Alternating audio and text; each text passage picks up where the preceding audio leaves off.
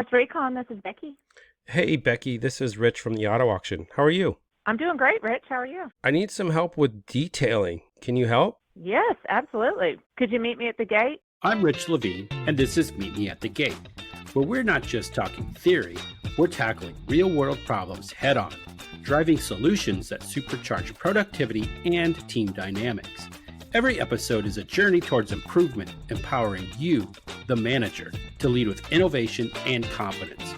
Join us to transform everyday roadblocks into highways for success. You need to have your employee or yourself or whoever car certified, and that is kind of wrapped into what you are offered through Auction Academy. I got it.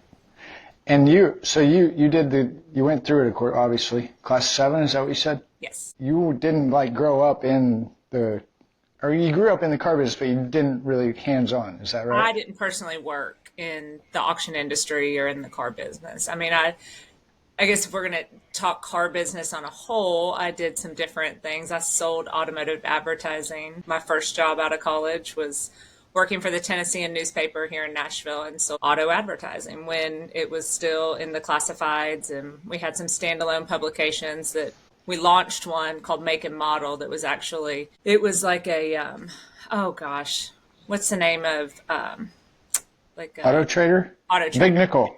Okay. Yes, Auto Trader. Yeah. But all of the vehicles, the Tennessean owns Cars.com. Every car that went into Make and Model fed online to Cars.com, and that's when all of that was. I'm not super young, so that's when that was all. Would you say you're not super young? Is that what you just said? I said I'm not super young. So, I mean, that was. Ty's the old guy here. Yes, agreed. Thank you. I'll take it.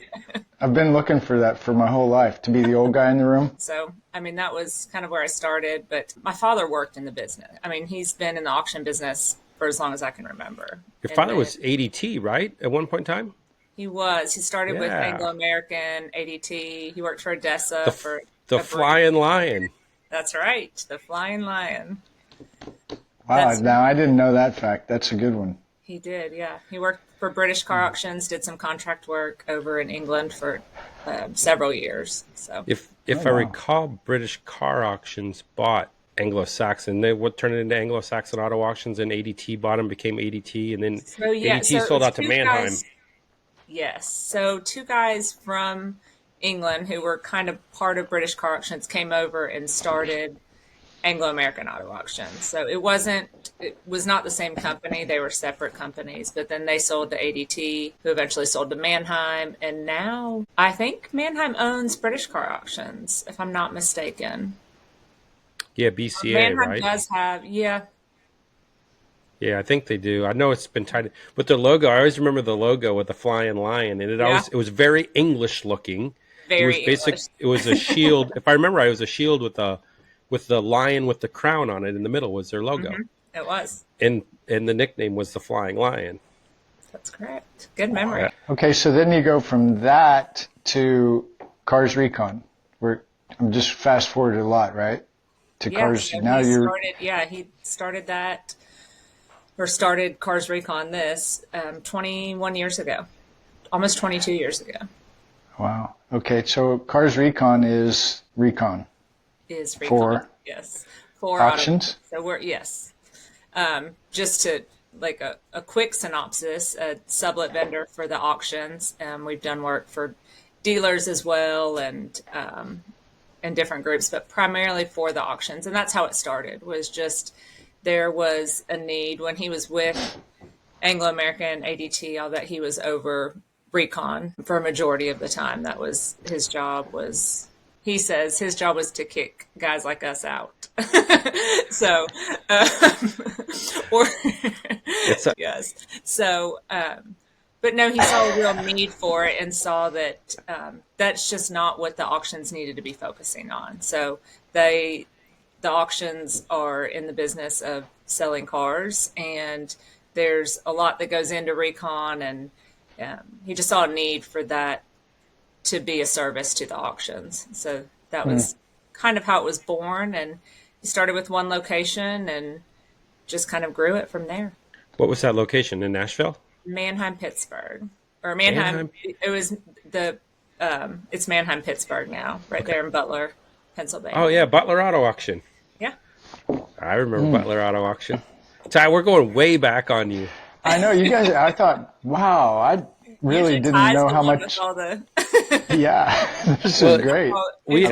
Ron Hope's your dad, right? Yes.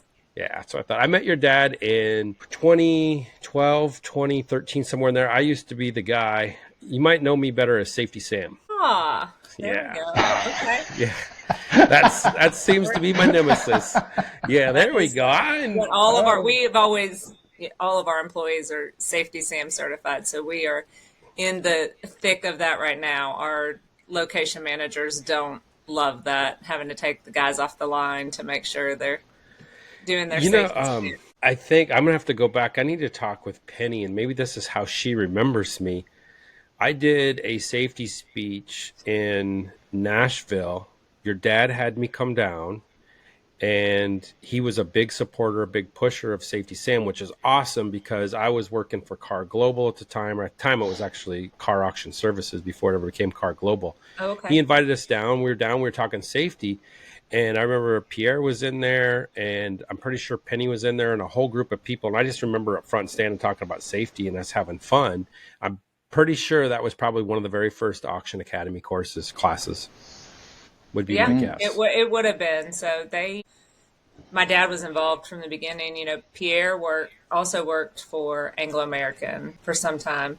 So I remember the name Pierre from being young. Like that's one of those names that just kind of sticks with you. So, but he helped a lot, especially in the beginning, helping them get content and teach classes and providing that service to them. So it probably was one of the very first. And just like the car certification, everyone in Auction Academy has to be Safety SAM certified in order to visit the auction. But it sounds like it's a pain because you got to take the guys off the line to go do it. Yeah, for us, it's super important. Safety's extremely important to us, and especially when you're operating these shops on someone else's property, right? I mean, we hold insurance and all of that, but we've committed to these auctions to keep everything in our shops up to par safety wise, and we have a commitment, the guys that work for us and guys and gals that is, and their families, to make sure everybody stays safe. So we do safety meetings weekly. We have different safety topics, but every year we make sure that everyone continues to do their Safety SAM certification. But our location managers, yes. I mean, they've got a lot of pressure on them from all sides, from us, for safety, for keeping their labor in check and all the things. When they have to take guys off the line to go sit at a computer for an hour to do a safety course when they're already having safety meetings every week, they don't always. Well, and you probably have cars piling up too. Just different pressures, yeah. I mean, you got a couple things going on. So let's just fast forward and say we can do safety based off of stats. So for every adverse action, every 300,000 adverse actions, you're going to have an accident. It's going to happen. It's statistically proven. So if you don't do the safety stuff and you don't teach these people how to go through Safety SAM, what happens when that employee gets hurt? Now you've got costs. Now you've got an employee down. You thought you had cars stacked up before. Now you really got cars stacked up because when you lose somebody in a shop, that's a physical job, and it's not like you just can't go find somebody to replace and do that. It's not only is it physical, but it's a skill. So I got a question. Give me a couple of examples of what could go wrong in a detail shop. Number one thing that's going to happen based off of stats at any auction, doesn't matter where it's at, but it'll happen in the detail shop too.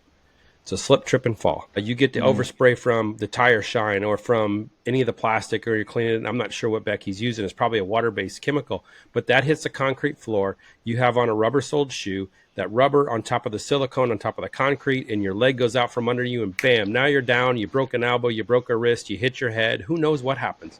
But that's the number one accident. Yeah, we have that. We have pressure washers will get out of, those will cut you. Those will, Well, the buffer pressure machines. Well, let's talk about the pressure washer because there's one right there. They have a safety air release valve on them so that they'll only hold so many pounds of pressure. And a lot of people like to take those off or cover them up because now it shoots more pressure into the car, so it blows the air out, blows it out faster, a faster stream, gets all the debris out of the cracks.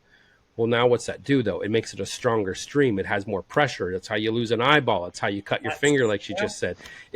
There's a safety we had a device guy on there for a we reason. cut him right above the eye, so it missed his eye, thankfully. But I mean, it can happen. It happens quick. Yeah, it happens. That's nuts. Jumping cars. You know, we tell everybody to wear safety goggles when you're jumping a car. Why? It's only going to take once when a battery's going to explode, or you're going to get, or you don't have gloves on, and you go down to the terminal, you wipe it off, you put the thing on there, and then all of a sudden your eye starts itching, you scratch your eye, and now you've got the battery acid in your eyeball. These things it's so easy. Here's another one that happened at a detail shop one time that blew my mind. They had a bottle of Sprite, drank the bottle of Sprite. Somebody goes, oh, hey, I need some cleaner. So they go over and get some cleaner. It was a clear liquid. They put it in the bottle of Sprite. Somebody walks by and says, hey, can I have a drink of your Sprite? Go, go, go. Oh, it was Vomit City. Vomit City.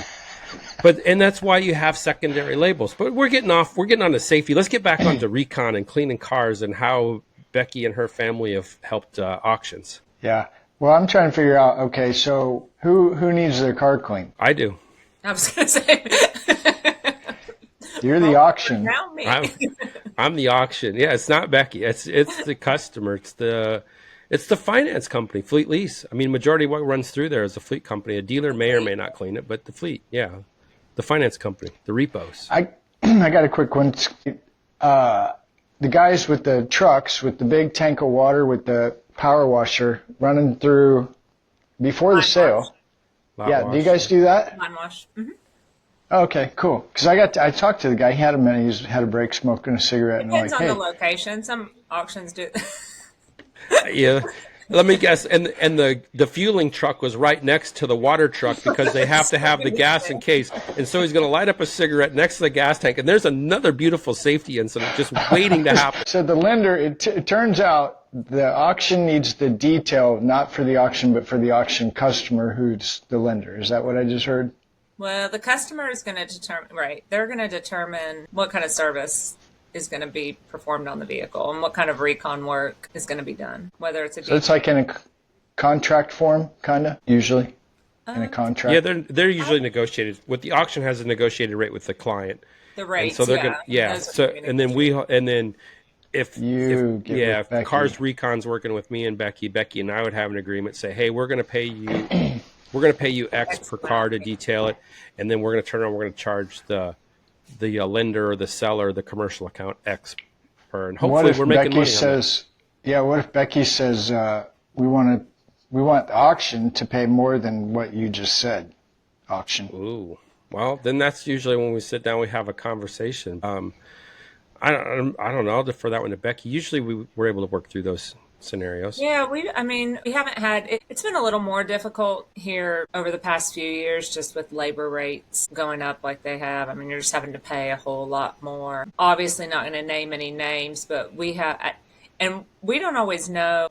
Some places we have dialogue with the auction where we know what they're getting per car, and obviously it varies customer to customer and what kind of, like Rich said, what they've negotiated, what their contracts look like. And then us, we kind of have to figure out what it's going to take for us to have a manager there and a team and who all, how many we need and materials and all of that. And we have that down pretty well. We kind of know what it's going to take for us, but the more volume there is, that generally we can get away with less per car. The less volume, it's going to be more. Where I was going with this is we have one location in particular. I don't know exactly what they're getting from their clients, but I know they're paying, what we have to charge per car there is a little more than we would traditionally do, but it's because of the volume.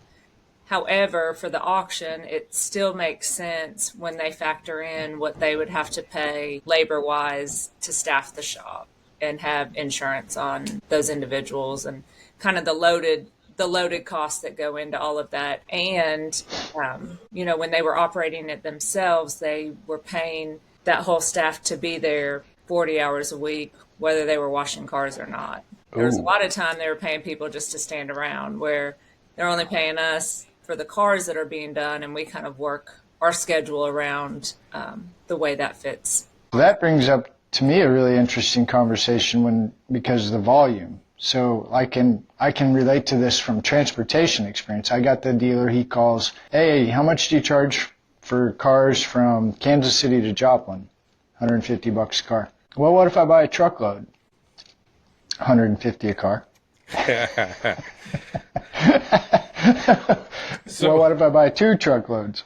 $150 a car. So this brings up an interesting dynamic that I'd love to share. Let's take an employee at an auction, let's say a manager, and the manager's doing really, really well. And the manager continues to do well, and they're performing for you, they're bringing more sales, they're doing whatever they're doing well. And so what do you usually do? You give them a raise, right? Okay, now let's look at the other side of it. And your scenario is perfect, Ty. Oh, I got more cars for you, so I need to go down less. So let me get this right. So if I'm doing well as an employee, I'm going to get a raise, right? Thumbs up, going to get a raise. If I'm doing well as a vendor and I'm getting you a lot of money, you're going to pay me less because I'm doing better? Like, where is the logic here? It's like, come on, I'm kicking butt for you. Pay me. I'm kicking butt. I'm fighting for you, Becky. If you're doing well, you should be rewarded. Kind of just like you said. I mean, we pride ourselves on doing a really good job. We've got teams that really perform well and managers that are held to high standards and they hold their team to high standards. It's just kind of one of those things, like, we're going to make sure the cars are done. They're done right. Safety is huge with us. We're going to eliminate as much risk as possible. And so it's really just kind of turnkey for the auctions that we serve. They can just turn that over to us as long as the cars are to the shop. And a lot of times we help with that too. So if I'm hearing you right, here's what you're providing to the auction. You're providing a strong workforce that's safety oriented. You're ethical. You set high standards and you do a great job. So it's like, why would somebody not want to have Becky and her team come in and help clean cars for you? Ty, why would you not? Come on, Ty. Why would you not want to do this? Look at Ty's thing. First, pause right there for a second. We'll come right back. But where I was going with this volume thing was, so I finally make a deal with the guy. I'll do it for $145, okay? Sure. I'll have a truck there for you that can haul 9 cars that you said you're going to buy tomorrow, right? Yeah. I get there. I'm at the sale. I'm following the guy around. He bought 3. So that's in car hauling world, you don't ever have a contract. You have a handshake. And it usually doesn't always pan out. So at that point, do I yell at the guy and call him bad names and throw my tie-down bar across the parking lot? Or do I say, hey, I got a better idea. Why don't you help me find one of your buddies around here that bought 6 more cars to go with your 3 so I don't have to bill you for the whole truckload that you tried to rip me off on yesterday. Is that a deal? Yeah, hold on. Hey, John, you got any more cars? Yeah. Go.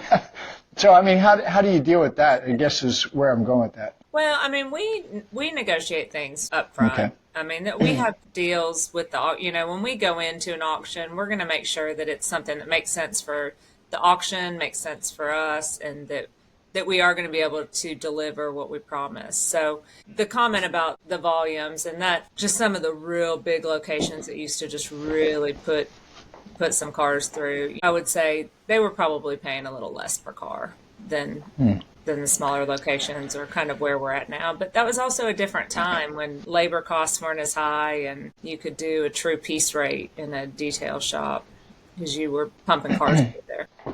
I see what you're saying there. I agree. That's a different world that I definitely respect. So why would I hire Becky? Well, one is the credentials, and being in this conference world and hanging out with these people is for the last 3-4 years. I'm learning that this auction academy and this car certification is a really big deal in the auction lender world. It's so Safety Sam. Safety Sam's a big deal. So if you've got auction academy, car behind your name, and Safety Sam, and this is where I really like having Rich around here, is because I'm thinking, okay, you're in multiple states. Is that correct? Mm-hmm. Okay, and I hear you keep talking about your leadership, your management, and I hear when you talk about that, your eyes don't blink, you don't quench. Oh, you're like, when you speak with great confidence that your managers are doing a great job. So what we're sliding into, in my opinion, is what Rich likes to call value-based leadership. So I'm wondering, like how many you got a manager at every auction, it sounds like, and a crew. What's that minimum consist of? 5, 4, 6? people? I mean, one lane is going to be 6 people. Wow. So, I mean, that's going to be the minimum. We don't have anywhere that has less than 6 people. So there's, 6 per and that lane. includes the manager, Per lane. right? So per line? Yes, per lane. Yeah. Per lane, okay. So are you running a supervisor or manager per line, per lane, whatever you want to call it? So we'll run. I guess what does your hierarchy look like? You got a manager and then We have a location manager for the location for the shop. Okay. And then in the lanes, we'll have a lane lead or QC for each lane. So they don't have manager is not their title, but we pay the QC more, or the lane lead. Different managers call it different. They do make a little more than the rest of the lane. So, and they are not involved in production. So they are truly a QC. We want them to be able to really evaluate the car and make sure that everything was done to standard. We'll find sometimes if they get short or somebody calls out, you'll see, and all for good reason. They're trying to help each other out, but it just doesn't usually work if the lane lead or the QC is involved in the production, because then it's hard to have a good fresh set of eyes on the product coming out because they were helping. And then when that product gets out, it gets parked online. And then if we go back in time, how much is this still happening? You got to have all the cars bumpered up. You got to have all the seats lined up. The driver's seat, the passenger seat's got to be lined up. The rear seat's got to be clean. The seat belts have got to be folded perfectly. Are you still experiencing that, Becky? Is this still going on in a little 2020? bit? Yeah. I mean, probably not Not as like much it used to, right? No. Oh, And, goodness, I mean, yeah. the way the cars that are coming in are in a little different shape than It's a different environment. I think COVID helped with some of this stuff, but oh golly, I remember going back. Let's go back to the early 2000s. And if the seats weren't all lined up perfectly and you had to stand at one end of the sale line and look all the way down through the windows. And if all the seats weren't lined up on cars 1 through 100, oh boy, it was do-over. I saw a speck of dust on the windshield on car number 2. Please remove the detail. Let's go to car 3. Oh, car 3. Oh, it rained last night. There's still a couple of raindrops left on this. Remove the detail, please. Okay, let's go to car 4. Oh, I think you might not have slid the seat all the way back. Remove the detail. And they would reps used to do this stuff to us. It was so brutal, Ty. I'm telling you, it was. I had a rep that brought a cane and strapped on an RV mirror to the cane. And he would walk up to every car underneath the driver's side door, put it on the ground, shine a flashlight into it, and look up underneath. Nope, I see dirt underneath. Remove the detail. I'm like, last time I checked, I don't see any dealers laying on the floor in lane 1, 2, 3, 4, 5, 6, 7, 8, 9, 10, 11, or 12 to actually inspect the undercarriage to see if that was really cleaned. Good. Oh my goodness, those are the days. Those are the days. Those were the days. I was going to say, Wow. I hear lots of stories about my brother is no longer part of the business, but he helped my dad from the beginning and worked with him for a long time. And boy, he's got some stories about reps and people he walked with, and you'd have to know him. He's one of those guys that is just off the cuff. Ty, you'd get along with him great. But just some of the stories and things that he would say to reps to kind of get around, I mean, they found something in a car one time, and I think he was like, all right, who won the bet? Put that there, betting you'd find All right. it. So, but yeah, they used to be pretty brutal. And that's talking about walking the cars with the reps, and that's another thing we train our managers to do, and that our location managers really take pride in, and we want them involved in that process because it matters. And they walk the cars before the reps get there. They usually, as long as the auction's good with it and the rep is good with it, they'll walk with the reps. And so just gets them really involved in the whole process and helps them to really take pride in what they're doing and their team is doing. And so accountability. if you were cleaning cars at my auction, here's what it would look like. Your manager, your site manager, would be involved in every manager meeting, along with my managers. Your employees would be invited to come to our weekly all-employee, we call it coffee talk meeting, every Friday at 9 o'clock. It lasts 20 minutes. I would invite every one of them, and your team would be working alongside my team. And I would work with my team to make sure they understood that your team is part of this deal. And the main reason being why, if we don't have you here to clean the cars, who's going to do it? It's a team effort. It's got to go through the shop. It's got to get there. Unfortunately, I've been around some auctions I've worked with other people that's like, oh, they're sublet. Just leave them alone. Don't go get them. Well, what does that do? That just creates, that just Well, it makes, creates division. yeah, it creates division. Exactly. Yeah, and I'll tell you, we have it both ways, and the way that you explained it is truly the best way. And Yeah. what we tell our employees, whether the auction operates that way or not, is we want them to, we call it, be the fabric of the auction. We want them to feel like, and we have some places our employees really don't know who, honestly, they get confused whether they work for the auction or most of them think they work for the auction. Which Nothing wrong with is that. we love. Yeah, Yeah, love it. absolutely. And even though, most people get direct deposit now, but I was going to say, even though their paycheck says Cars Recon, they think they work for the auction. And I would prefer it to be that way because I That's want awesome.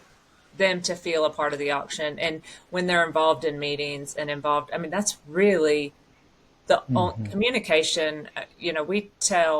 We have a meeting every morning with all of our location managers, just kind of a check-in, get some number. I mean, the numbers don't really matter. We can look at the numbers before they tell them to us. That's really just kind of accountability thing, but want to see if there's any problems they have, anything from the day before, if they're short-staffed, if they're going to need any kind of support that week, or just every morning, because we're not all in one place. It's essential that we do that and check in and have that.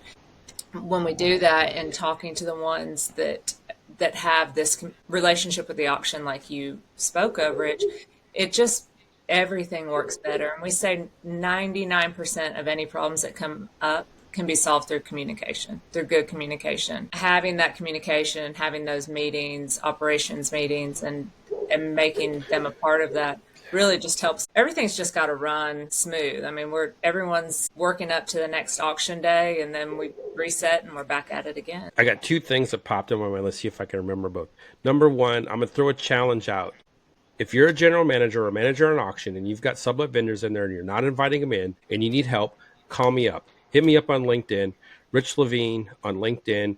Email me at rich@dignity-leadership.com. I will help you out because, number one, you've got to get along. You've got to make it happen. Number two, every problem we have at the auction, every problem we have in life comes down to one thing. It's communication. Communication is a two-way street. And the power of communication lies in the listener. If I'm talking and you're not listening, there is no communication. If you're a general manager or a manager in an auction and you've got a sublet vendor and you're telling them going blah, blah, blah, blah, blah, blah, and they're hearing, because you sound like Charlie Brown's teacher, you don't have communication. You can tell them all day long what you want done, but if you're not inviting them into your circle and creating a community and doing the value-based leadership, you're not going to get the best clean cars. You could have Becky's best team there, but you're not going to get the best out of them if you don't treat them like the best. That goes for their employees too, like you said. Heck yeah, it does. Just including people and making sure that everyone realizes that you're a team. Like you cannot, absolutely. No one can do that alone. You have to include the people that matter and make sure that they are hearing that from you. I think it creates ownership and makes people feel good about what they do. And if they know the why behind why they're doing it, why we're doing, we talk about this all the time. I'm like, if their labor's off, we kind of live and die on our labor percentages. And I'd say that, 'cause it's KPIs. just, but I'm like, it doesn't mean anything to our managers or the team if you say, we've got to do more, that we need more production. We need more production. We've been at places before where the auction's like, we need more production. You're like, well, what does that look like? You got to break it down for people and really explain why or what what number we're shooting for. Let's set some goals and let's, most places, I will say, we're cleaning everything we've got there for us to clean. Some of the bigger, some of the huge sites, there's a lot of inventory that can be done in the downtime so that there isn't as much for sale day. So, all the inventory cars are eventually going to wind up on on spot. So Ty, she's saying what you and I just talked about. Yeah. You create the future you want by the language you use. So if you're talking future oriented, hey guys, how many cars can we get cleaned today? Hey, what's next? What's coming up? And you're having conversations like that, you're going to get people inspired to go clean cars, and that sense of community that you're talking about, sharing and talking to everybody. Why are we here together? Why do we need you? Why do you treat the detail shop like an employee? Why do you treat, even if you have an ops crew that's a bunch of temps, you know what? If you don't have that lot crew parking those cars, you're not going to have a sale. So Becky, Cars Recon, if I'm an auction, okay, so you guys can't see my screen, but Rich is over to my left, Becky's on my right, and I'm down here in the corner, a little small guy. I can't even see myself. And I'm watching you two go back and forth and hearing you guys talk about Becky's saying communication, Rich saying communication, and I'm listening to this and I'm watching it and I'm thinking, if I'm an auction, which I'm not, but if I were an auction, I had any question with my current detail situation, I would want to find out how can I get a hold of Becky, because I really like the way Becky's talking, and I really like how she talks about her team and how they meet and how the more they know and all the things that you do. And really, I haven't heard you say anything bad about your team, or I haven't even heard you say, gosh, it's so hard to find good people these days. I can't even take I didn't it hear anymore. that. I never heard that. I didn't hear any of that. Becky, Cars Recon, so how does everybody get a hold of you? for sure. I mean, I can always be reached. LinkedIn, you can find me, Becky Anderson. My email's on there. My phone number might be on there. I'm not positive. We might go to LinkedIn. Get her on LinkedIn. Go to LinkedIn. All the information is there. We have a website, to be fair. It probably needs to be revamped, and I am probably one of the, I feel like I use LinkedIn for a lot of stuff now, and I just don't go to people's websites very often. And go to LinkedIn. So the other day I was looking at ours and I was like, oh, I probably haven't paid attention to this like I should have. But LinkedIn is really, yes. Here's what I have to say. If your website, it looks cleaner than the cars you put out, you're in the wrong industry. So who cares what your website looks like? Right. If you want to talk to Becky, go hit her up on LinkedIn. If you don't know Becky, you're connected to me, reach out to me on LinkedIn. If you're connected to Ty and don't know Becky, reach out to Ty. But either one of us are more than happy to broker a deal. We're not going to charge you. It's free of charge. We want you to have clean cars. We want Becky to clean your cars for you. I don't know. Just get a hold of us. We're going to help you out. We will help you out. That's right. That's been my biggest call to action ever. I'm not hiding. I always love different perspectives of an auction. Sure. It's amazing. So hopefully we'll see it. Visiting auctions, I would say that was probably the thing I loved most about Auction Academy is, I think we all get, they say people get used to the auction they're at and they work at, and I have the advantage of seeing a lot of different ones, but you still kind of get used to the ones that we're at and the ones that we're used to. And every auction is so unique. And I just think it's really cool to see the different auctions, whether the size or how their management team handles things and just the flow, all of it. I know we're about wrapping it up here, but Rich and I were talking about the vibe. You can walk into an auction and you can feel a vibe. Most certainly. And you know that vibe. I know it and Rich knows it. So more confirmation bias from Becky Anderson, Cars Recon. So I'd love to have you come out, and I'd love you to gauge. I would love for you to gauge the vibe. And here's what I ask, and here's what I tell everybody. Culture hits you in the face when you get there. It's either good or it's bad. But what I like to do is I like to have people tell me, really, seriously, when you walk in, how did it make you feel? And don't bullshit me. Just tell me exactly how it feels. Because if you always tell me it's good, I'm going to continue doing what I'm always doing, and I'm never going to change. You're going to expect different results, and you're going to go insane in the process. I want honest feedback. I don't care what it is. If you don't give me feedback, that's one of my leadership values is feedback. If you don't tell me how to become better, I'm going to listen. There goes that listen thing again. I'm not going to improve. I'm going to keep doing what I'm always doing. So come down, visit us. I hope you love the vibe we're building. We're building on 4 core values: trust, hope, humility, and empathy. We put that into everything we do. We talk about it at every meeting. Any vendors we bring on board, everything we do, we try to breathe life into that, and we make all of our decisions based on those core values. And if it fits those core values, it's a yes. If it doesn't fit those core values, it's an I'm a sorry, no thank you. That's awesome. Thank you for joining me on this episode of Meet Me at the Gate. I hope the conversation has helped to fuel your drive and equip you with insights to steer your team towards success. Remember, the road to success is always under construction. And until next time, keep your engines revving and your gas tanks full.